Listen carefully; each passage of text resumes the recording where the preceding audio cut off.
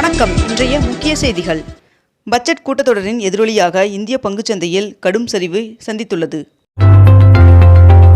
இந்தியாவில் கிளவுட் சேவைகளை வழங்கும் வெளிநாட்டு நிறுவனங்களுக்கு 2047ஆம் ஆண்டு வரை வரி விலக்கு என்று மத்திய நிதியமைச்சர் நிர்மலா சீதாராமன் அவர்கள் தெரிவித்துள்ளார்.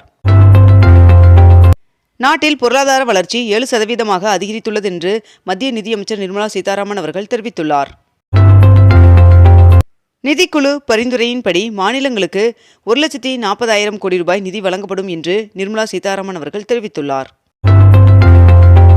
தமிழகம் முழுவதும் உள்ள 12,525 ஊராட்சிகளில் மேல்நிலை நீர்த்தேக்க தொட்டி இயக்குபவர்கள் வாங்கி வரும் குறைந்தபட்ச சம்பளம் 2,600 ரூபாயிலிருந்து 5,000ஆக உயர்த்தி வழங்கப்பட உள்ளதாக தகவல் வெளியாகியுள்ளது. சுகாதாரத்துறையில் இளைஞர்களுக்கு புதிய வேலை வாய்ப்புகள் உருவாக்கப்படும் என்று மத்திய நிதியமைச்சர் நிர்மலா சீதாராமன் அவர்கள் தெரிவித்துள்ளார். சந்திரபாபு நாயுடு அவர்கள் 5,555 சைக்கிள்களை வழங்கினார். நாட்டில் தனிநபர் வருமான வரி விகிதத்தில் மாற்றமில்லை என்று பட்ஜெட்டில் அறிவிக்கப்பட்டுள்ளது.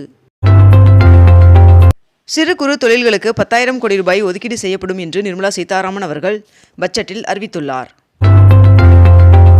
ஏப்ரல் மாதம் முதல் புதிய வருமான வரி சட்டம் அமலுக்கு வரும் என்றும் வருமான வரி கணக்கு தாக்கல் செய்ய மார்ச் 31ஆம் தேதி வரை அவகாசம் நீட்டிக்கப்பட்டுள்ளதாகவும் தெரிவிக்கப்பட்டுள்ளது. மேலும் வாகன விபத்திற்கான இழப்பீட்டிற்கு வரி விலக்கு அளிக்கப்படுவதாகவும் தெரிவிக்கப்பட்டுள்ளது. சென்னை பெங்களூரு மற்றும் சென்னை ஹைதராபாத் இடையே அதிவேக ரயில் பாதை அமைக்கப்படும் என்று நிதியமைச்சர் நிர்மலா சீதாராமன் அவர்கள் பட்ஜெட்டில் அறிவிப்பை வெளியிட்டுள்ளார். 19 கிலோ எடை கொண்ட வணிக பயன்பாட்டிற்கான சிலிண்டரின் விலை 50 ரூபாய் அதிகரித்து ஒரு சிலிண்டரின் விலை 1,899 ரூபாய் 50 பைசாவாக உயர்த்தப்பட்டுள்ளது. மேலும் வீட்டு உபயோக சிலிண்டரின் விலையில் எந்தவொரு மாற்றம் இல்லை என்றும் தெரிவிக்கப்பட்டுள்ளது.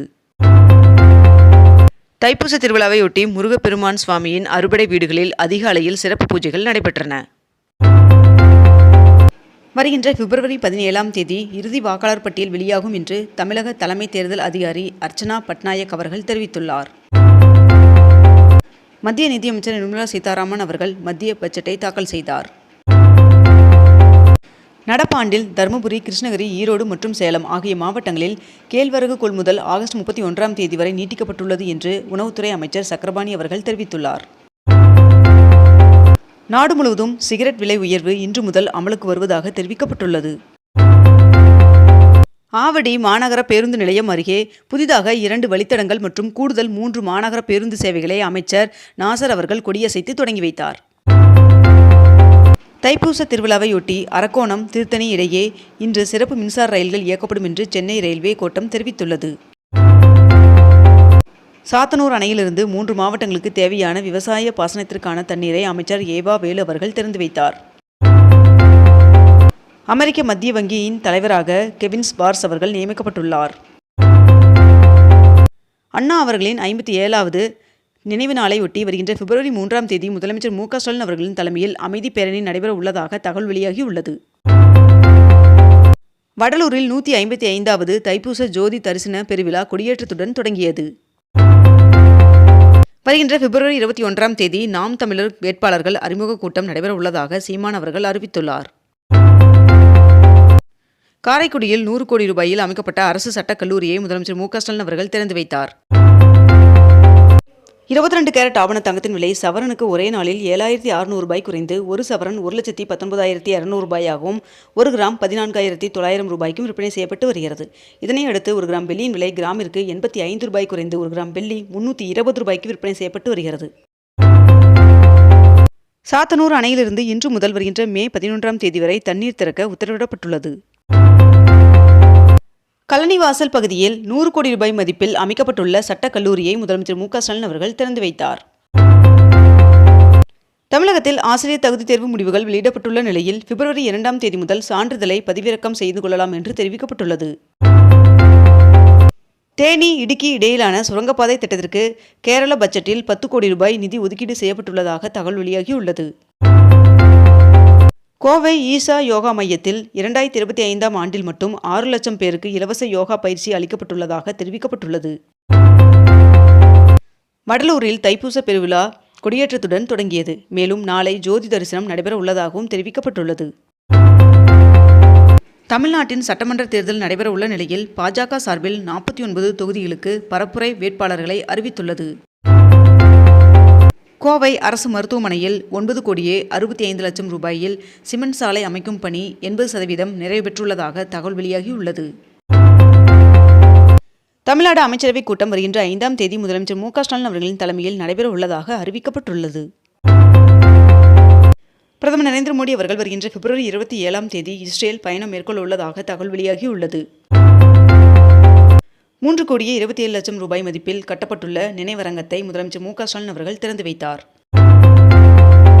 முன்னாள் தமிழக பாஜக மாநில தலைவர் அண்ணாமலை அவர்கள் சிங்காநல்லூர், மதுரை தெற்கு, விருகம்பாக்கம், காரைக்குடி, ஸ்ரீவைகுண்டம், பத்மநாதபுரம் ஆகிய 6 தொகுதிகளுக்கு சுற்றுப்பயணம் பொறுப்பாளராக நியமிக்கப்பட்டுள்ளார். அதிமுக மாவட்ட செயலாளர்கள் கூட்டம் வருகின்ற பிப்ரவரி 4ஆம் தேதி நடைபெறும் என்று அக்கட்சியின் தலைமை கழகம் அறிவித்துள்ளது. மகாராஷ்டிரா துணை முதலமைச்சராக அஜித் பவார் அவர்களின் மனைவி சுனேத்ரா பவார் அவர்கள் பதவியேற்றுக் கொண்டார். மகாத்மா காந்தி அவர்களின் 79வது நினைவு நாளை ஒட்டி முதலமைச்சர் மு.க. ஸ்டாலின் அவர்களின் தலைமையில் சென்னை எழும்பூர் அரசு அருங்காட்சியகத்தில் தீண்டாமை ஒழிப்பு உறுதிமொழி ஏற்கப்பட்டது. ஐரோப்பிய ஒன்றியத்துடன் ஒப்பந்தம் மேற்கொள்ளப்பட்டுள்ள நிலையில் இந்திய உற்பத்தியாளர்கள் இவ்வொப்பந்தத்தை நன்கு பயன்படுத்த வேண்டும் என்று பிரதமர் நரேந்திர மோடி அவர்கள் வலியுறுத்தியுள்ளார். சபரிமலை ஐயப்பன் சுவாமி கோவிலில் தங்க திருட்டு வழக்கில் சிறப்பு புலனாய்வு குழுவினர் நடிகர் ஜெயராமிடம் விசாரணை நடத்தினர். முதுநிலை மருத்துவ படிப்பில் 3ஆம் சுற்று கலந்தாய்விற்கு விண்ணப்பிப்பதற்கான கால அவகாசம் பிப்ரவரி 2ஆம் தேதி வரை நீட்டிக்கப்பட்டுள்ளது. இந்திய சர்வதேச கல்வி மாநாட்டில் பங்கேற்ற முதலமைச்சர் மு.க. ஸ்டாலின் அவர்கள் திருவள்ளூர் மாவட்டம் ஊத்துக்கோட்டை அருகே 872 ஏக்கர் பரப்பளவில் அமைய உள்ள தமிழ்நாடு அறிவுசார் நகரத்திற்கு அடிக்கல் நாட்டினார். தமிழகத்தில் பிறப்பு சான்றிதழ் பெயர் சேர்க்காமல் விடுபட்டவர்களுக்கு உதவும் வகையில் அதற்கான கால அவகாசத்தை 2026ஆம் ஆண்டு செப்டம்பர் மாதம் 26ஆம் தேதி வரை நீட்டித்து தமிழக அரசு உத்தரவிட்டுள்ளது.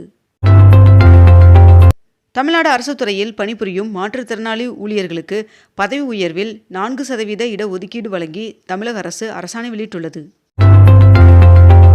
வடசென்னை வளர்ச்சி திட்டத்தின் கீழ் 21 கோடி ரூபாய் மதிப்பில் திருவிக நகர் தொகுதிக்கு உட்பட்ட பெரம்பூர் நெடுஞ்சாலையில் அண்ணல் அம்பேத்கர் அவர்களின் திருமண மாளிகையை முதலமைச்சர் மு.க. ஸ்டாலின் அவர்கள் திறந்து வைத்தார்.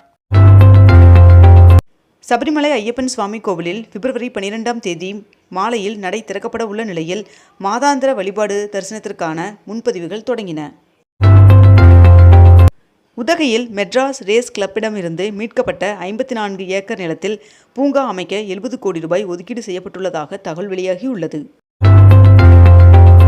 இத்துடன் இன்றைய தலைப்புச் செய்திகள் நிறைவடைகின்றன. மேலும் இதுபோன்ற அண்மை தகவல்களை உடனுக்குடன் தெரிந்து கொள்ள அக்னிபூ சேனலை சப்ஸ்கிரைப் செய்து கொண்டு தொடர்ந்து இணைந்திருங்கள். நன்றி, வணக்கம்.